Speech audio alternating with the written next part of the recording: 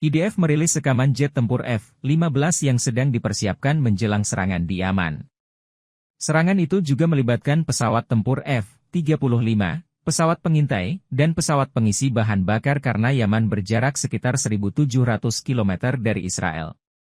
Sebelumnya, setidaknya 80 orang terluka dalam serangan Israel yang melanda kota pelabuhan Hodeidah di Yaman pada Sabtu, 20 Juli 2024, kata Kementerian Kesehatan yang dipimpin oleh Houthi. Dilansir Al Jazeera, serangan tersebut memicu kebakaran besar di kawasan pelabuhan. Namun Al-Masirah TV, outlet berita televisi utama yang dijalankan oleh gerakan Houthi, menyebut ada luka dan kematian meski tak menyebutkan jumlahnya. Mengutip CNN.com, juru bicara Houthi Mohammed Abdul Salam mengatakan serangan itu juga mengenai sasaran sipil dan pembangkit listrik.